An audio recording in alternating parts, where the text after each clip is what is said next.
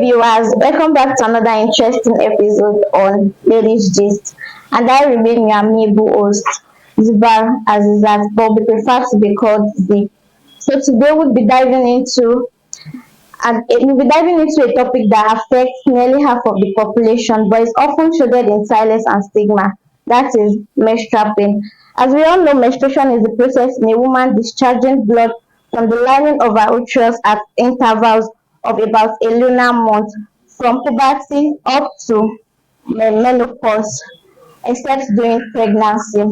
But yet, a lot of women face pain and discomfort during that time of the month.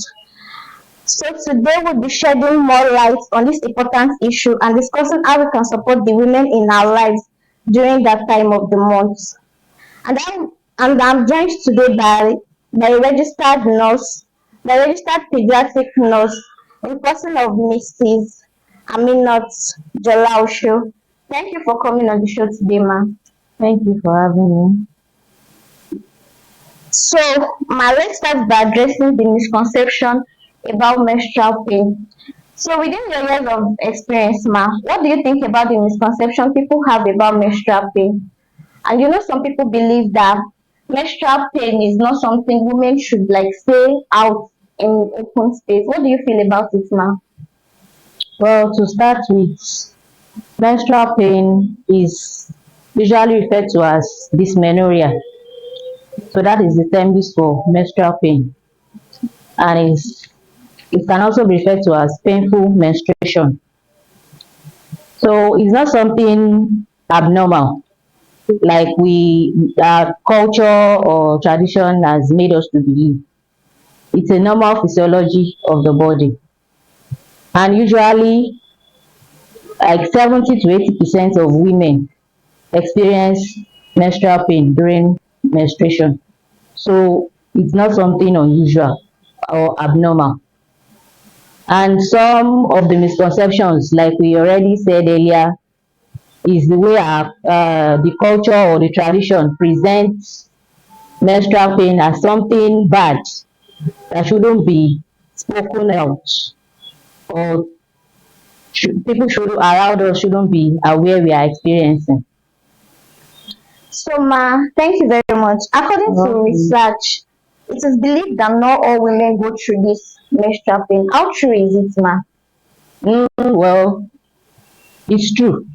Because in my first response that I said earlier, that usually 70 to 80% of women experience menstrual pain. So with that percentage, you should know that it's actually true. Thank you very much, ma. My audience, as we've heard from her, not all women go through menstrual pain. So, ma, according to you, it is clear that menstrual pain is not something to be dismissed or trivialized. So, ma, what are some ways we can support women who experience this? Well, menstrual pain is something that shouldn't be trivialized actually. Because it's usually not advisable that you use medications all the time. But even if you want to use, you can just take something like paracetamol, just mild analgesic or over-the-counter pain drugs to relieve the symptoms.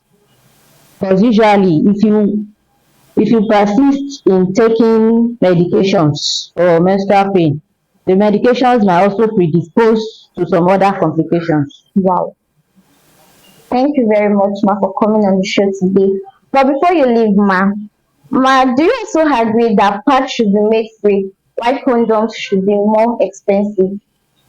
Yes, of course, sanitary pads should be made available, most especially to rural areas, because essential hygiene is of paramount importance during menstrual period.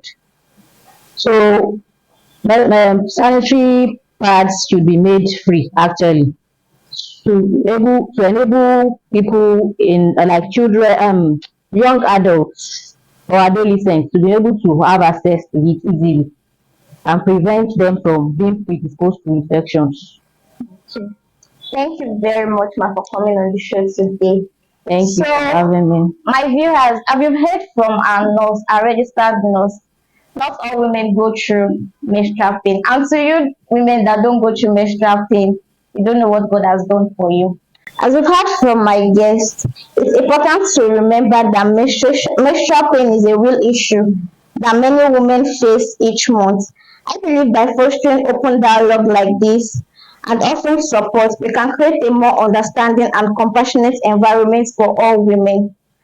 Do not forget to click on the like and subscribe button for more interesting episodes like this and more important decisions like this. Ramadan caring to all our Muslim brothers and sisters. May Allah accept it as an act of ibadah. And I remain your amiable host, Azizat Zubair. Bye.